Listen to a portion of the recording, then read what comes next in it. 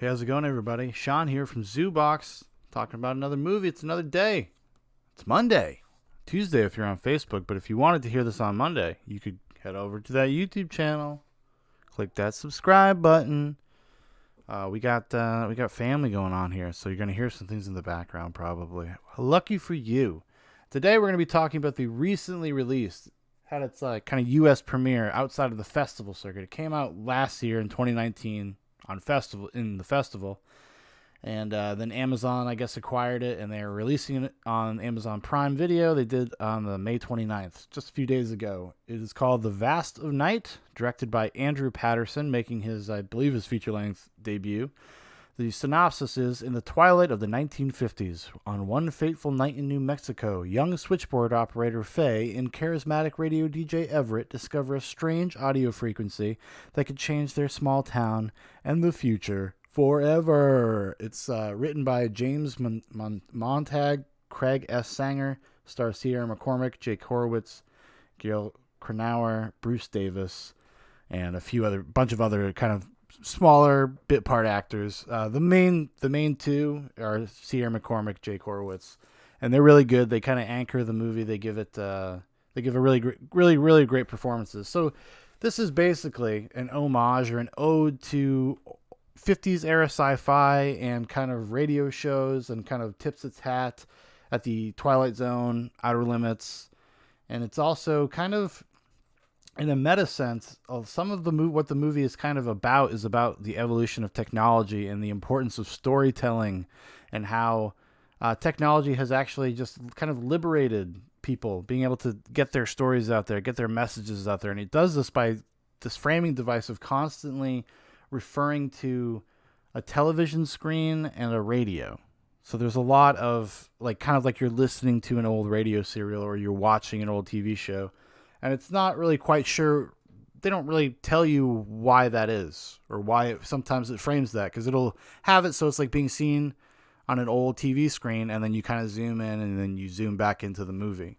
So there is this kind of self-awareness. There's a meta layer there, which is probably the most interesting thing about it, because even when you're doing homages and like tipping your hat to this kind of genre, the subgenre, or things of a certain time, you actually have to execute on it. You have to actually do it.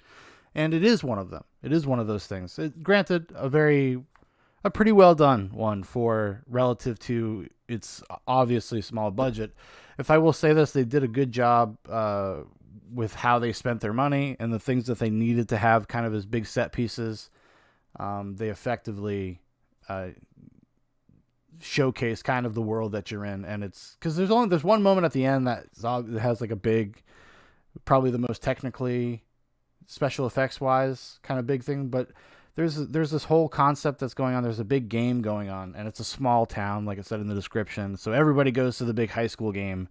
And the opening is really great, just on a technical level. It takes you through kind of this basketball game. They're setting up. They're getting ready for the basketball game. So they obviously spent some money kind of getting old cars and redressing the building. So it was cool. It was effective in that sense. If you're into these kind of movies, if you're just into kind of science fiction movies, I would definitely suggest checking it out. It is a little, I don't know, kind of a quiet movie. It really kind of undersells everything, because it's about, at the end of the day, I do think it's a kind of about storytelling itself and the different forms of storytelling, and how those things can be, like I said, be utilized. In this case, it was to be utilized to kind of prop up marginalized voices. There's a sequence where the DJ, the kid that's a DJ, he has like a call-in radio show where he decides to take a call-in, and it's like an old black guy, and he just talks about, like, I didn't think anybody would listen to me, and part of the reason is because he was a black man in the 1950s. So there's all these kind of extra layers to it, and there's probably a lot more that I missed as well, just because I watched it just once last night. It's nice. One of those, another one of those nice 90-minute feature films. Get in, get out. Doesn't outstay its welcome. So there's moments of the film that are very much like listening to an old radio show. Two big moments in specifically. They're talking to that guy, the calling guy, and then they go talk to this older woman about some of her kind of strange experiences. And it's just a prolonged, basically a monologue where she kind of just tells a story. And it's really good. They got some really, really great kind of what seems like probably local actors to do some of these parts for where they shot. Actually, I'm not even sure where they shot it. But everybody's really good. It's much better than most movies, I would say, of the same ilk with the same budget in terms of the quality of acting. The performances are actually really strong, and which is a good thing because there isn't much else to kind of look at or appreciate. It's like I said, it's a very low key experience. I think there's definitely going to be a segment of people out there that think it's boring. I can assure you that because it's not a over the top wham bam. It's not very exciting. The score, everything about it is so subtle. It's like I said, it kind of just undersells everything that's going on. It's just about the idea of the movie, the idea of the stories and the things that are being said. Those are the things that they can kind of like excite you or creep you out or whatever.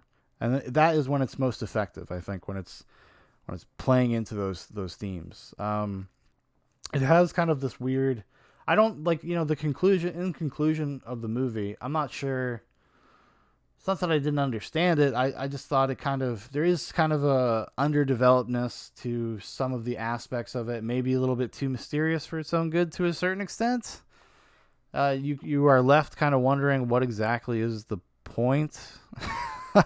Because I will say this about the characters, they are a little one note. Everybody's a little one note because it takes place within, I don't know, like a 2-hour time period. It's almost in real time, and so there's not like a lot of growth or anything like that. There's little hints here, like the two leads. One of them's a younger high school girl. One of them's an older high school boy, and she obviously kind of has a crush on him. He has a crush on her a little bit, and they're kind of, they flirt a little bit. They play with that, and there is kind of like this. If there is an arc, it's in that, and there's a little bit of a full circle nature for their characters, but that's really it. There is nothing else there, so it's all concept.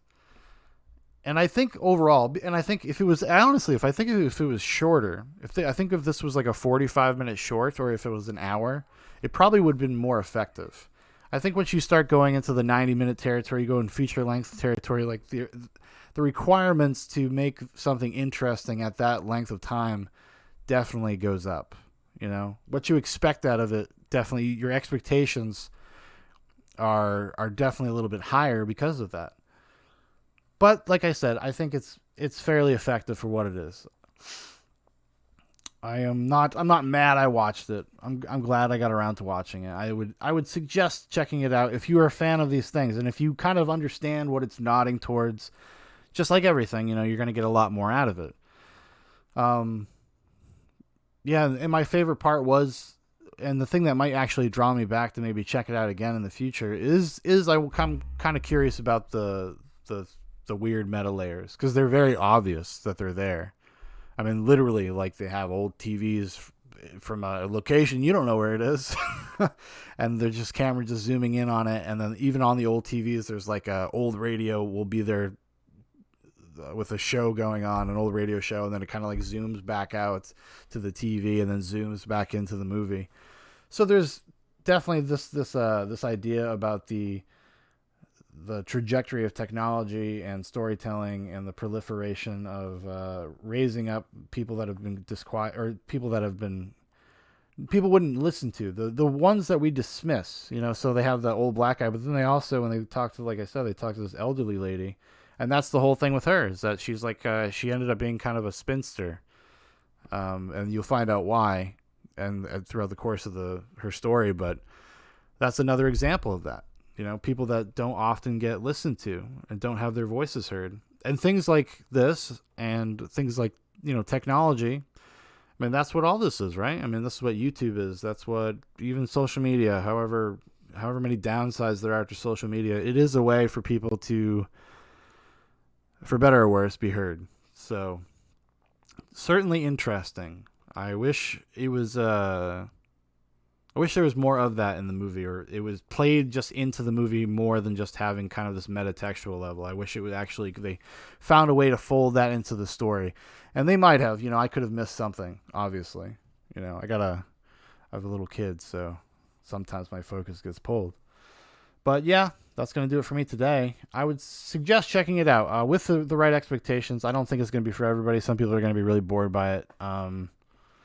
But I enjoyed it overall, and especially the two leads. I think you're probably going to see a lot of them in the near future because they were excellent. They were excellent, and also I'd like to give just a nod to the cinematography, especially relative to this budget and stuff. I'm not sure who did the cinematography, which is bad on me, but they did a great job. There's some really interesting, fantastic lighting and set dressing, and just some of the camera moves and the tracking shots. They did a really great job. It's M.I. Litton Menz. Miguel Ion Litton Menz. There you go. Good job, buddy. I really enjoyed it. Really enjoyed your work in this film, sir. All right, everybody. We'll talk to you tomorrow. Zoobox out.